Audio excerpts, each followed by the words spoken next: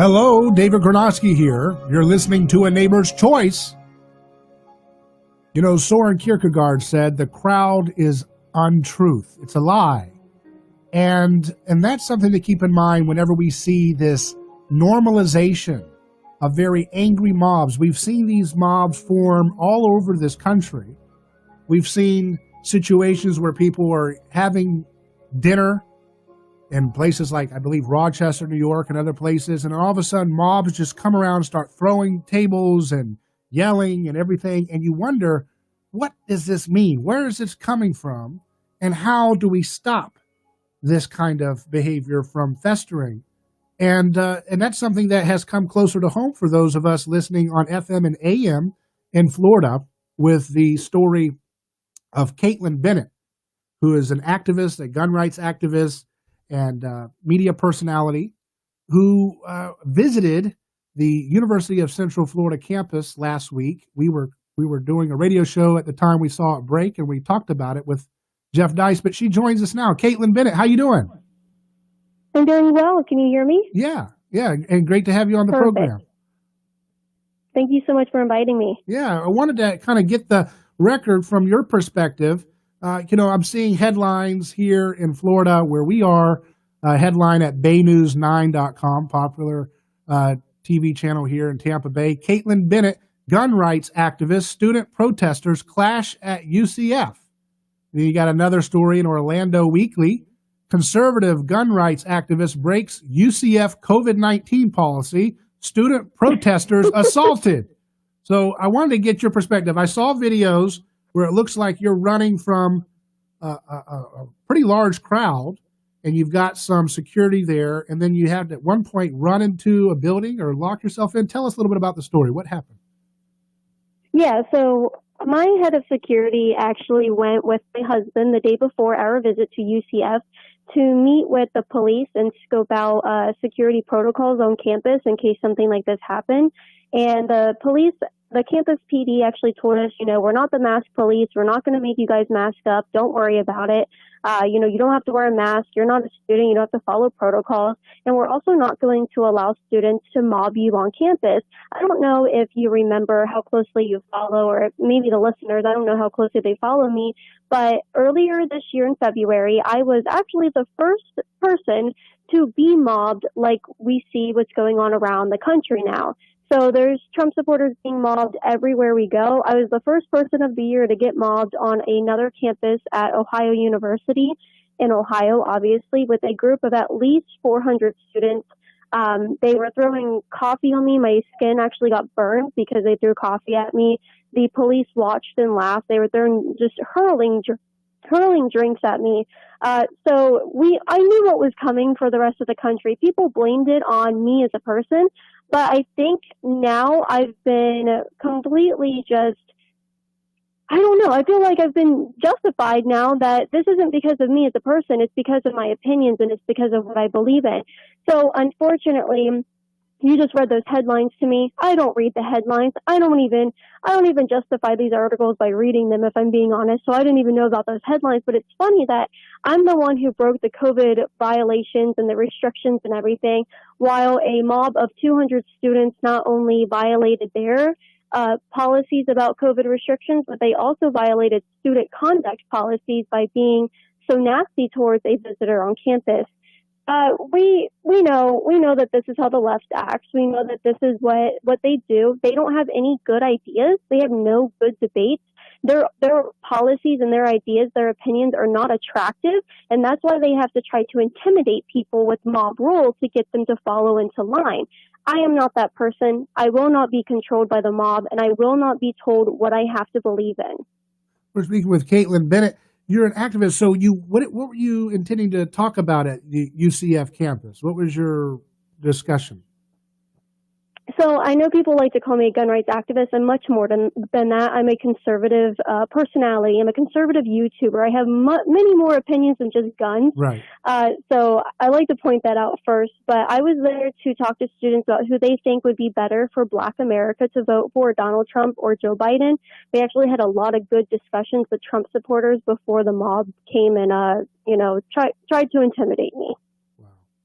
Yeah, I'm looking at the stories, and the reason why I brought those headlines out is that it's just like ancient mythology where he who has the narrative gets to rewrite history, right? And so you see these Yes. stories, and it's always slanted in a perspective that kind of legitimizes aggression. The idea, I mean, I saw videos, and it looks like a large crowd is chasing and screaming at you, and meanwhile you were hiding, and you had to hide because it was a violent situation. So I wasn't hiding. I don't want to give the perception that I am weak and they scared me. I was not scared. I'm very stubborn. We actually have a 53-minute video out there on my YouTube called Liberty Hangout of the entire situation. If you watch it in its entirety, you will see that I am not scared. I am just extremely aggravated at the police for allowing this type of behavior to happen.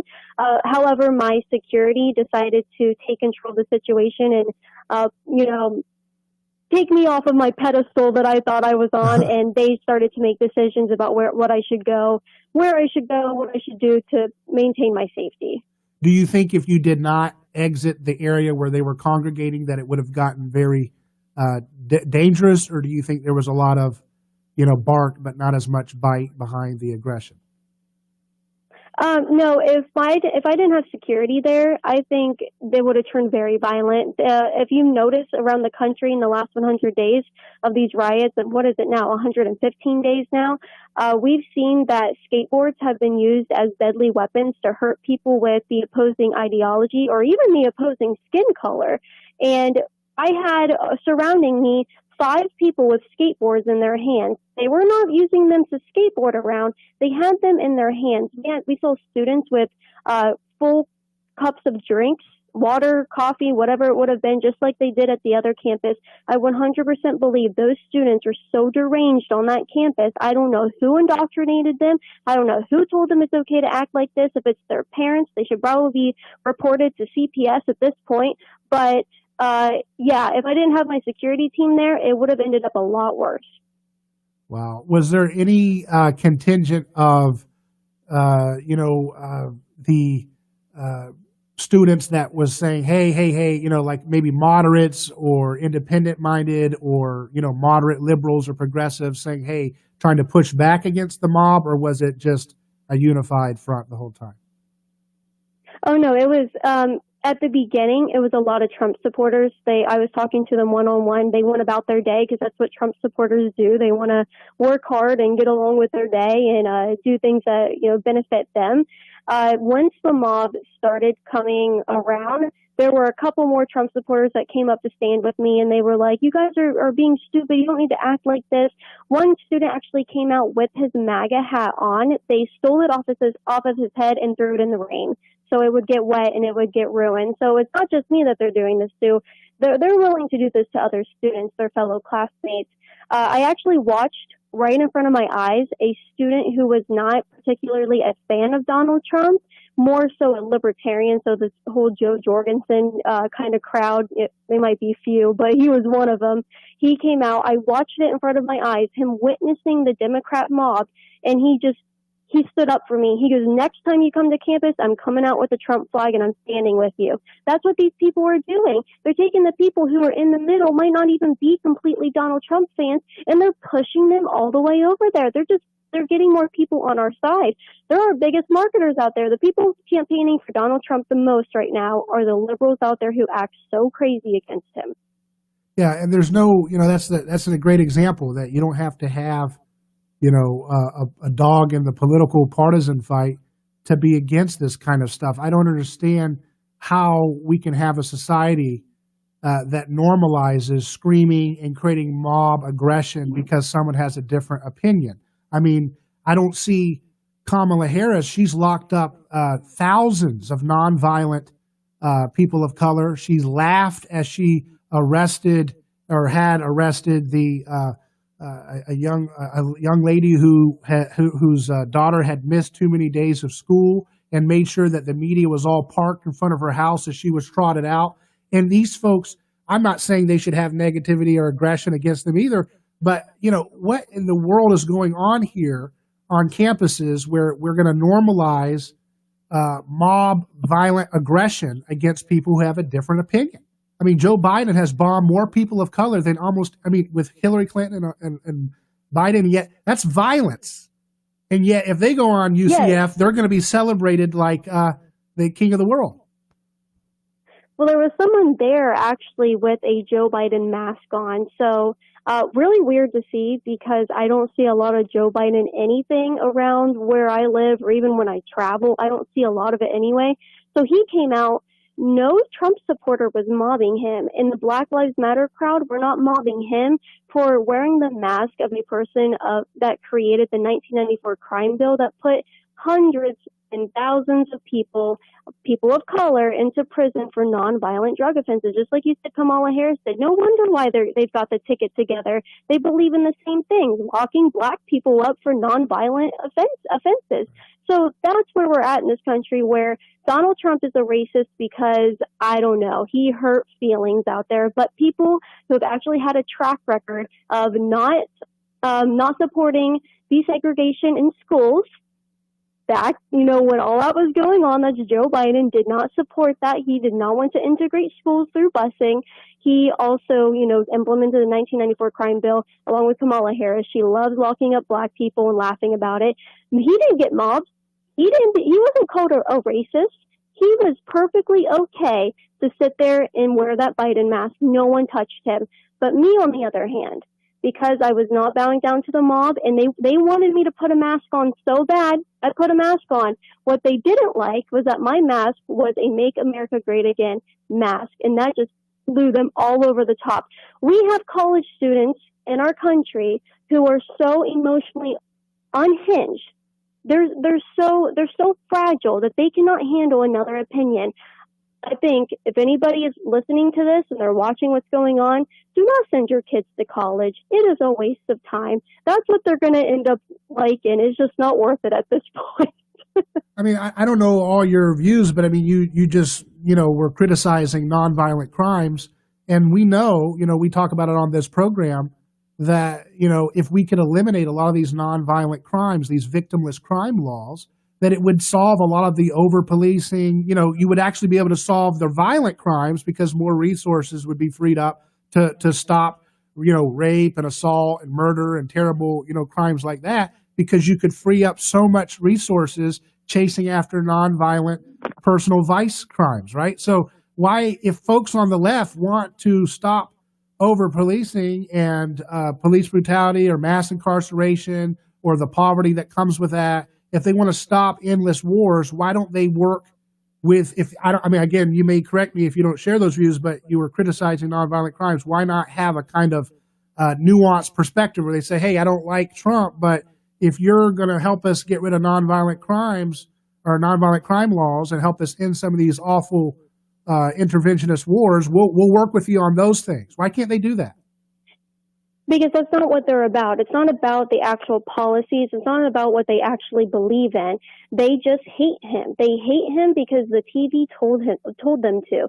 They hate that he hurts their feelings. He hates that he's out there winning and doing all of these things. They actually hate the fact that they say they believe in these things that Obama and Joe Biden couldn't do for 8 years. Joe Biden's been in office for 47 years. They say that they believe in and support everything that he believes in too, but in the 47 years, he hasn't actually done anything. And then we bring Trump into office. He's been able to create peace around the world, and his First Step Act, he actually reversed a lot of the things that were in Joe Biden's 1994 crime bill. You would think that they would say, okay, maybe he's a little bit mean, maybe he's a little bit blunt, and he, might not speak that well, whatever. I, on the other hand, real quick, I am not a Donald Trump apologist. I love everything he says, and I love the way he says it. But it's not about the fact that they want to end these things that they sit there and they chant about in the streets. They just want to hate Donald Trump. That's it. They want to be angry. They don't want solutions. Yeah, and that's why they attacked. It's a great illustration, too, because they attacked Senator Rand Paul, right, who's done more to stop the impoverishment and oppression, particularly of people of color, than anybody else in the Senate. And these clowns want to get aggressive towards Rand Paul. And you've illustrated a good point, is that they don't want to have nuance. They go after the folks who are good about condemning nonviolent crime laws because they don't want to have any connection, right? Any empathy with the other side. They want to see them as a monolith, and they don't want to have any humanity brought out of the other side. And that's the key to being able to have the kind of religious fervor that they want to develop, in which they worship the state, and anybody who defies their desire for power is a monster and cannot be redeemed. So they have to attack and threaten people like Senator Rand Paul in D.C. when this man has done more than the clowns. Can you believe you're voting for a guy who bombs all these people of color like Biden, and then you think it's okay to attack Rand Paul? These people are jokes. What's funny is they kept screaming, say her name, say Breonna Taylor, say her name. He knows what her name is because he wrote the Breonna Taylor Act. He did it. That's the guy. It's what, like I just said, that is proof, all the proof you need. They don't want solutions. They just want to be mad. They just want to be mad. And that's all they care about. They're emotionally unhinged people who have never been told that they're not the center of the world. And just like you said, they want control. When I was there on campus without a mask on, they were screaming so much about the fact that I didn't have a mask on, they were losing their voices. Their eyebrows, they were so mad, their eyebrows were touching. They were so just absolutely unhinged about the mask thing. They don't care about my health. They don't care if I'm safe from coronavirus or anything like that. They just want to control me. And that is not going to happen, and they hate it. We're speaking with Kaitlin Bennett, who's describing her experience on UCF. And I want people to realize the more important thing here is not about which team is the right one or the wrong one. The context that's important here is, are we going to succumb in society to a mob behavior that legitimizes screaming and chasing after a girl who goes on campus and has a different opinion? It's not like, you're calling. I don't hear that you're calling for anything violent. All you're doing is presenting that you like Trump, it sounds like. And for that they can legitimize and normalize screaming and mobbing up. And I don't care what people say. There's no place for that in a civilized society. And another point that I think needs to be emphasized here is these folks, whether they're Antifa or just random, leftists, they're the jailer to the people's justice. They're the ones keeping people locked up. And they're mad about it. I think, Kaitlin, they're angry. Deep down, it tears them up inside knowing that they voted for Hillary Clinton after she cackled about sabotaging the people of Haiti. I think that really bothers their conscience, that she's cackling and laughing about Libya. I think they're torn up inside and they want to project their shame onto others. I don't think they have a conscience at this point. If you're willing to go out there and mob up with strangers on your campus because you guys think you have the right ideology but can't tell me what it is, I'm not sure that they have a conscience. If you're able to sit there and scream and threaten and push people, there's actually one student on my campus that Spartan kicked my security officer or my security guard. But I don't think those students have a conscience like that.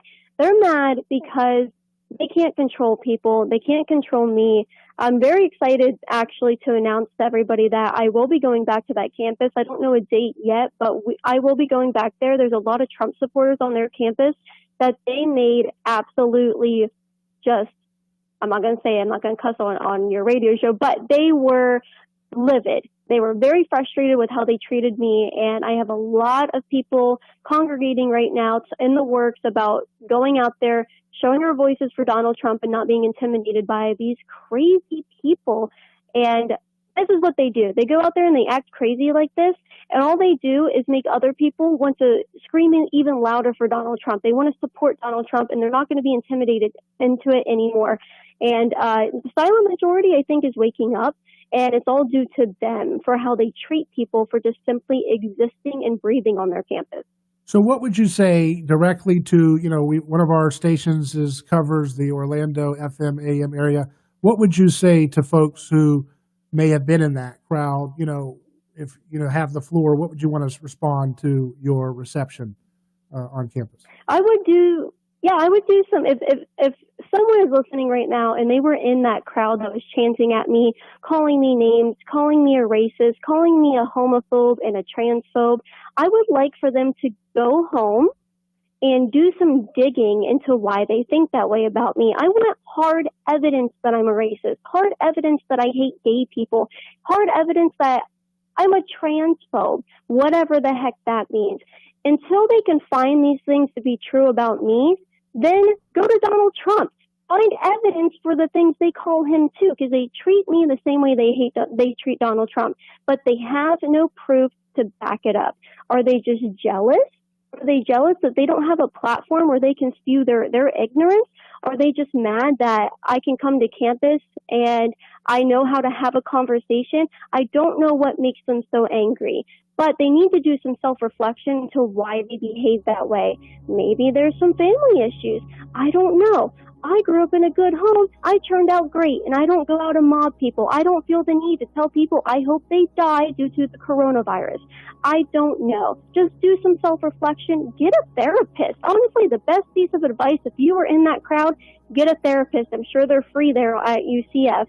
And see a doctor, get some medication. I don't know what will help them, but honestly, they're not who I focus on. I focus on the Trump supporters around this country who feel like they have not been given a voice in the media, and I want to inspire them to stick up for themselves. My goal is not to change people's minds. My goal is to go to the other Trump supporters, other conservatives that have felt beaten down by the media, beaten down by big tech, and say, hey, we're not going to do this anymore. You're going to stand up. You're going to wear your MAGA hat, and we're going to stand proud for what we believe in. Kaitlin Bennett, thank you for joining the program, and thank you for giving your perspective about what happened. And I think the video speaks for itself. No mob behavior should ever be tolerated. Thanks for coming on the program.